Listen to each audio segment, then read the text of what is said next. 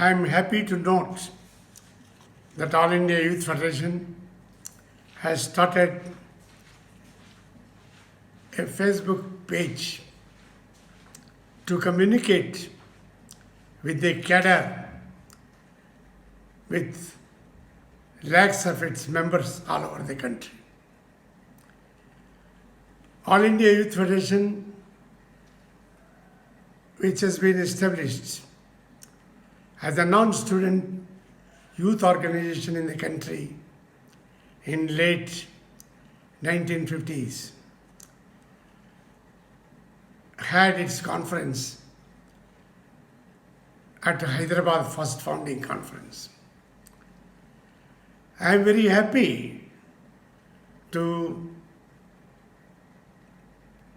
claim that I was associated with All India Students Federation and All India Youth Federation from the days of Pondicherry Conference, where scientific socialism has been adopted as one of the goals of All India Students Federation and All India Youth Federation. AISF is an affiliated organization of All India Youth Federation. In 1969, November 19th, All India Youth Federation had a historical program before the Parliament in Delhi. Months of preparation for the massive rally of 25,000 students and youth demanding the education reforms, examination reforms, establishment of university student unions, voting right at the age of 18 years, and abolition of the privy purses, more employment opportunities for the young people. These are the few demands. The first such a rally of the youth for voting right at the age of 18 has caught the imagination of the young people all over the country. Though the demand was there earlier, this is the first demonstration before the Parliament. After a year or so, ultimately the Indian Parliament has to adopt the bill to reduce the voting right from 21 to 18 years. All India Youth Federation can proudly claim that it has got a role in bringing the voting right at the age of 18 years. I am also happy as President of the All India Youth Federation for a short period. I had the opportunity to tour all over the country and participate in various states, the heroic struggles of the young people against unemployment, against the injustices, and also at the same time in organizing the biggest youth festivals as part of the World Youth Festival movement. In India, even today, we have about 40% of the people below the age of 35 years. This youth force can do wonders in the country. It can rebuild this country. It can produce wealth. It can produce food grains. It can build a new India. But unfortunately, the young people are denied that opportunity. All India Youth Federation always tried to unite these youth organization with young people with militant struggles on their genuine demands and to develop the cultural,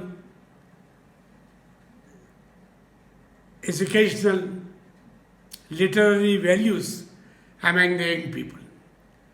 Let Youth Federation become once again the pioneer of the youth movement in the country. Unite the youth organization, and carry forward the battle to change the structure of the society from the present exploitative society to socialist society. Long live All India Youth Federation. Today is the birth anniversary of Karl Marx. 201 years back, he was born.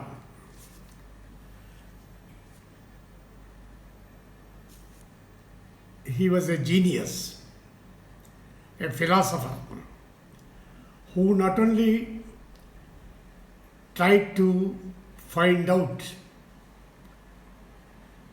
the reasons for the misery of the humanity, but unlike other philosophers, he did not stop of just interpreting the world. He wanted to change it.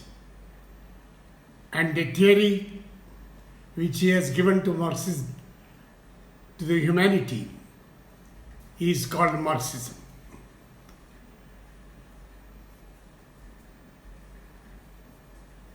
Karl Marx said that feudalism will be followed by capitalism, which will be overthrown by socialism. This is not an automatic process. It will be done by the working class.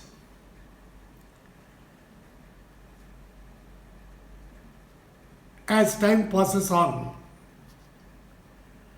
there are several discussions about the relevance of Marxism in the present circumstances. Marxism was not just a theory. For the first time, an attempt was made in Paris Commune to establish the rule of the working class. In many countries of the Europe, revolutions did take place, and the working class, vanguard of the revolution, it revolted again and again. It was drenched in blood, beaten back. Hundreds and thousands of workers were killed, jailed, tortured. But ultimately, in 1917, on the basis of the theory of Marxism, under the leadership of Lenin, Great October Socialist Revolution has taken place. Later,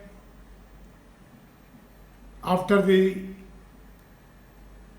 Second World War, many countries of the Eastern Europe not only liberated from fascism, but they came under the fold of socialism.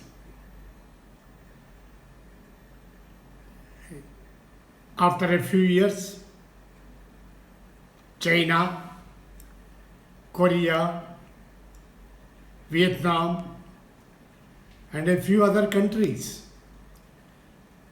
have also successfully led revolutions in their country and joined the World Socialist Bloc. In 1959, for the first time in Western Hemisphere. The revolution in Cuba by the democratic sections of the society led by Fidel Castro, by the revolutionary Democrats. Revolution was successful and Cuba became the new socialist country in American continent. Now some of the people say the world socialist system collapsed. Communist parties have become weak. The October Revolution was an accident. Marxism is irrelevant. These type of arguments are not new. Karl Popper has written volumes how Marxism is outdated. But as time passed on, Karl Popper is dead. His volumes of books are thrown in the dustbin. Marxism continues to be alive. And many other authors also continue to say that as capitalism has changed, now the new welfare states have come into existence. Hence, there is no necessity or relevance of Marxism in the present day world. It is true, including USSR, many countries of Eastern Europe have to abandon socialism, and a big blow to world socialist bloc has taken place. But it is not the failure of Marxism. It is the failure of a particular model that was introduced, practiced in Soviet Union and Eastern European countries. Why do we say Marxism is relevant today? There is hunger, unemployment, poverty, while there is plenty of wealth all over the world. As Marx predicted, capitalism has overgrown, and capitalism, the highest stage, the imperialist stage it has reached. Capitalism could not give any solution to the miseries of the humanity. They could not destroy the working class. It is true that several attempts are made, and automation, artificial intelligence, all these are being brought to reduce the number of the workers and to say that capitalism in the world can flourish without the working class. But who makes these new machines? Who will operate these machines? It is again the workers. The type of work may be changing, but the presence of the workers, working class, is inevitable for the continuation of production, services, for everything that is to be moving in the world. In the last few decades, after the collapse of Soviet Union and other things, countries, there was a cry that now Marxism is once for all dead. They were waiting for the collapse of socialist regime in China and other countries. But that did not happen. China, Korea, Vietnam, Cuba, and a few other countries continue to be under the banner of socialism, flourishing and advancing. Cuba is not only a small country with 1 crore population, but alone in the Western Hemisphere. All attempts are made to destroy Cuba, but they could not do it. The implementation of socialism in Cuba influenced the American continent so much that in Latin America, number of countries are adopting left politics.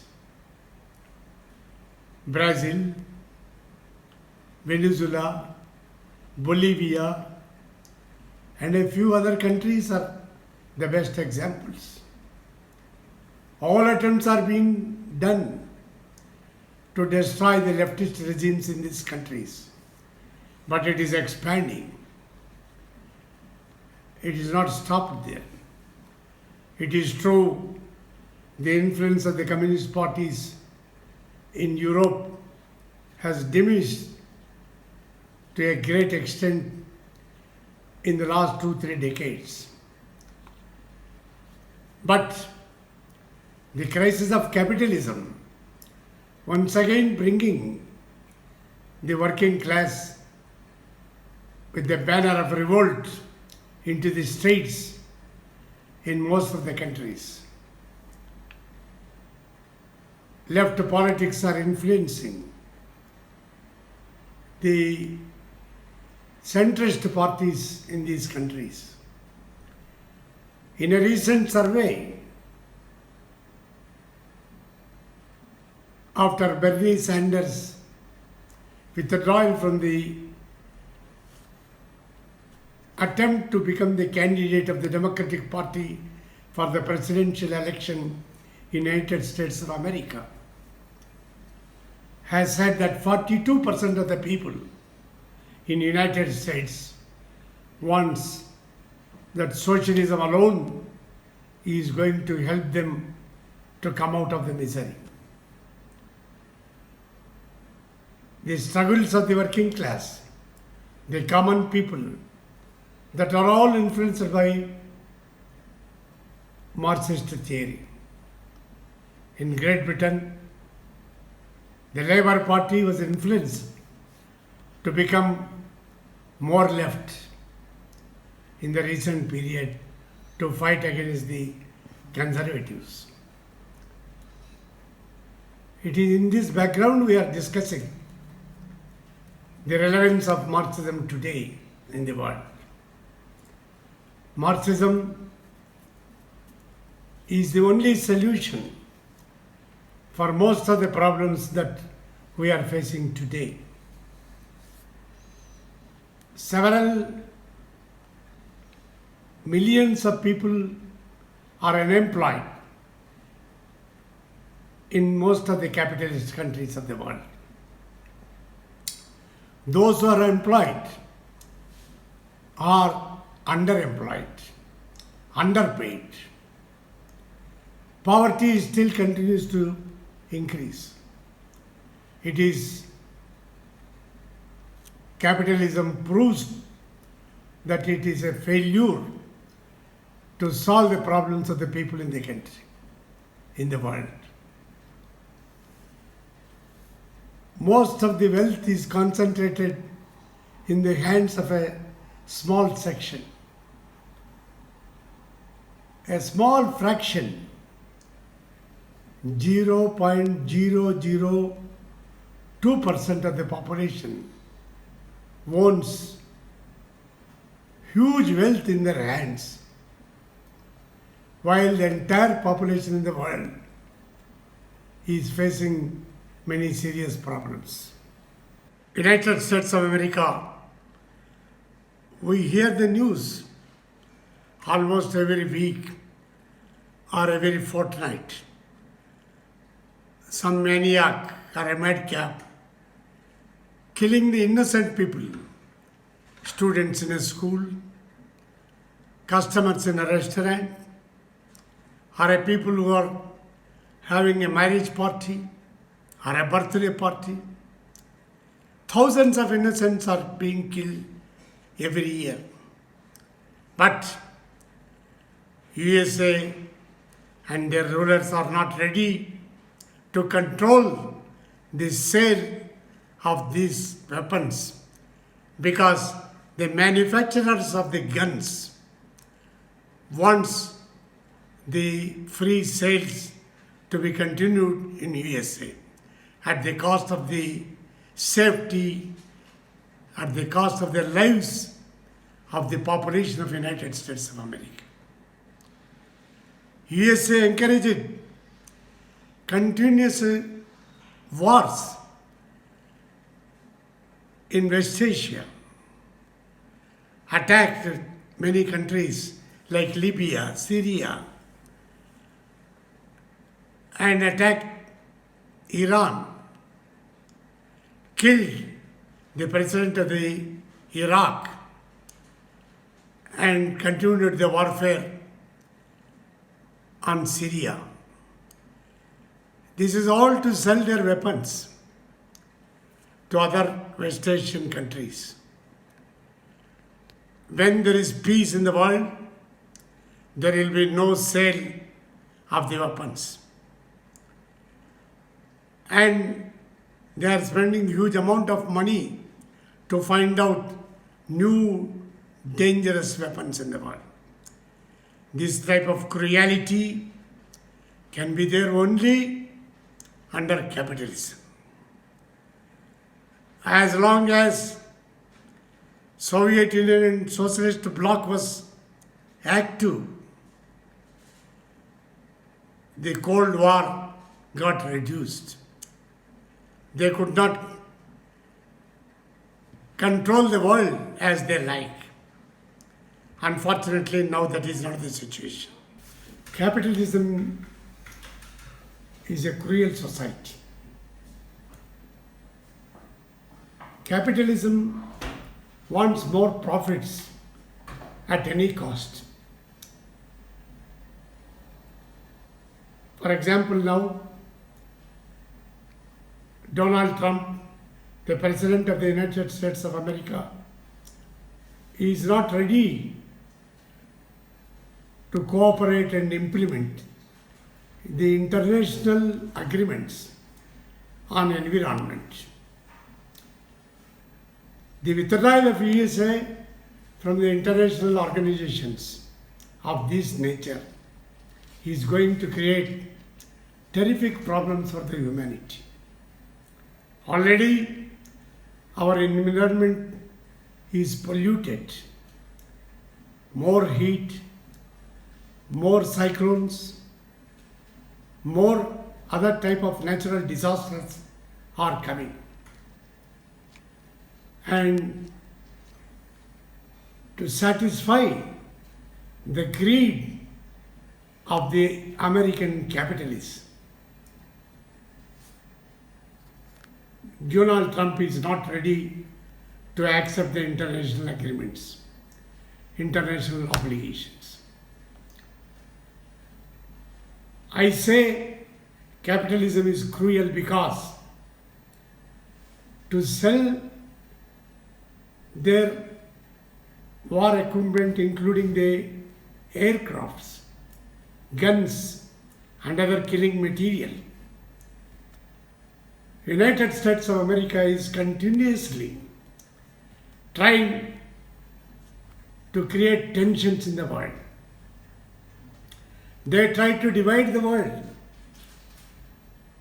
on the name of Soviet Union and Socialist Bloc to defend the countries. They tried to bring NATO and other type of international military pacts, and they sold weapons in a large number. Capitalism naturally helps the concentration of the wealth in the hands of the few individuals and corporates. For example, 10 rich individuals own more than what most nations earn in a year. 0.002% of the world population owns more than 7.2% of the global wealth. 1% of the world population owns nearly 44%, that is almost half, and about 10% of the world's population owns 83% of the world wealth. Whereas 90% of the world population has to share the remaining 17% of the world wealth. There is abundance of wealth, abundance of the food grains. But unfortunately, in Africa, in Latin America, in Asian countries, large number of the people sleep without food, and a very large number of the people continues to be underemployed and unemployed. This is the contradiction of the capitalist system in the society. There is no other better system except socialism, the scientific method that has been shown by genius of Karl Marx. These people, how they become rich? They have become rich on the backs of work of those who work for poor wages and under dangerous conditions.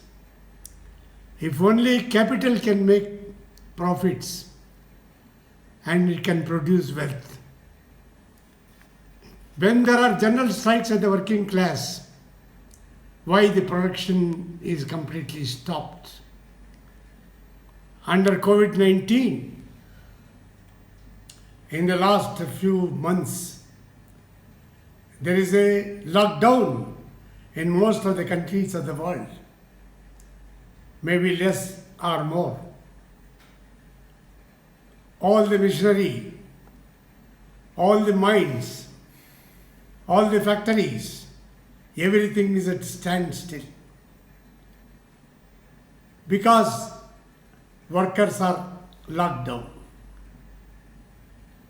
If they are the creators of the world, the corporates and the people who own the instruments of the production, why can't they produce the wealth? This very clearly shows what Marx said is correct. Instruments of wealth, mines, factories, machines, everything needs the labor force to produce the wealth. And Karl Marx has said that there should be equality and the exploitation of the working class should end. For that he has given the call, the clarion call of the unity of the working class of the world and proletarian solidarity to fight against capitalism and imperialism. In the recent period, the automation and mechanism, artificial intelligence, it is on the rise. But the communists, the Marxists are not against automation. We want the burden of the work should be reduced with the automation, but that should not lead to unemployment. Capitalism is utilizing these new methods, automation, digitalization, or artificial intelligence. It is all to reduce the number of the workers and make them unemployed. There is a talk going on that now a section in the United States of America, led by top billionaires, are making secret attempts to reduce the world population by artificial means. Are they going to kill the people with hunger, with unemployment, or with the type of viruses like COVID-19? What else? What is this type of attempts and all that? These type of things should not be tolerated. Socialism is the only scientific solution for the evil of capitalism. Marxism is the only solution for the present day world. Now under COVID-19, it is being shown that the communists are the most humane and capitalism is the most inhuman.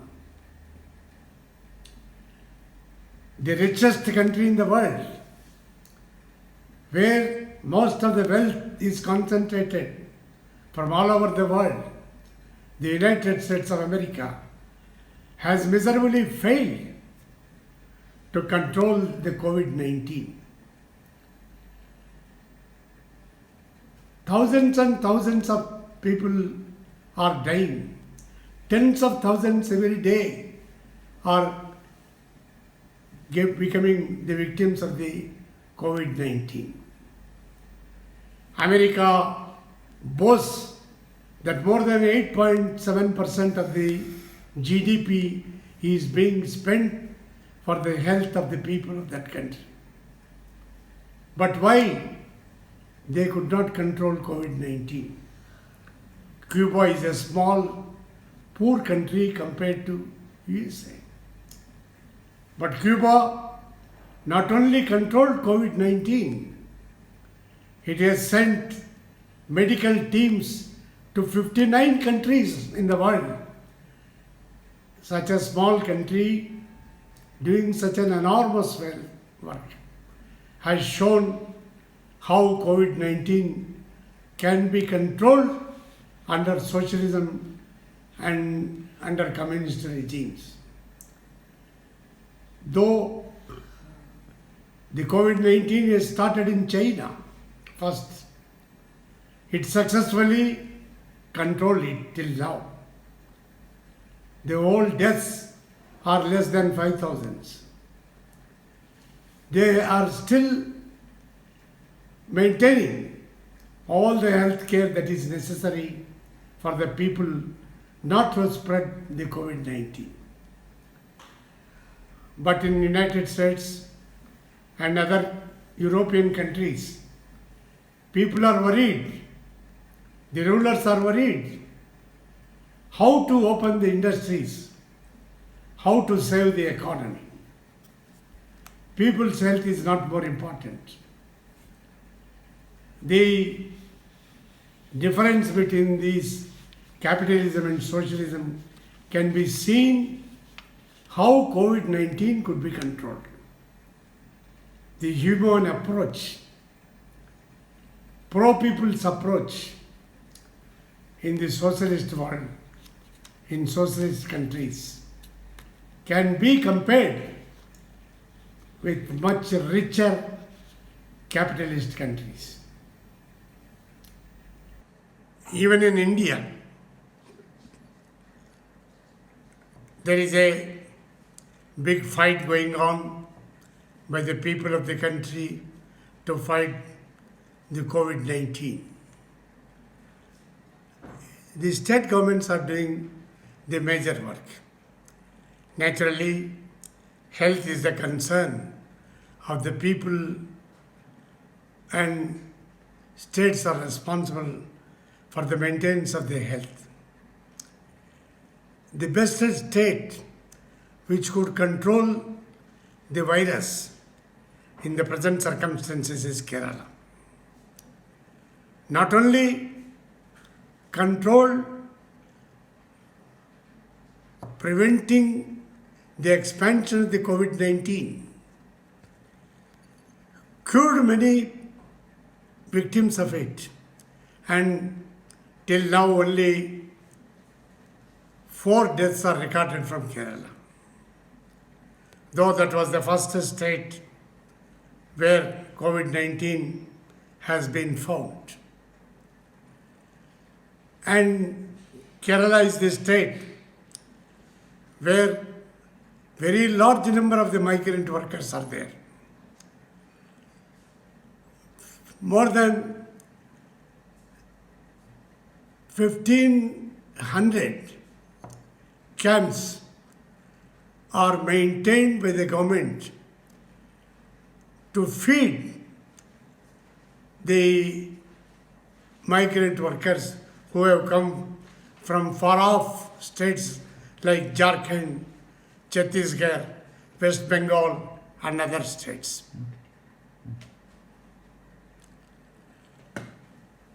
What does it show? Why the other states could not do this type of thing?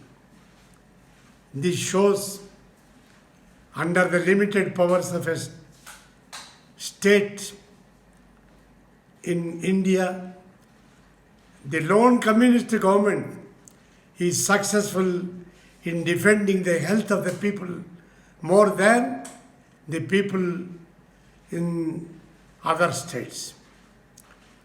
This shows the difference between socialism and capitalism. This shows the relevance of Marxism today to eliminate the unprecedented unemployment, growing poverty in the world, growing disparities among the rich and poor in the globe. There is only one solution. The solution is socialism. The theory is Marxism. Long live Marxism.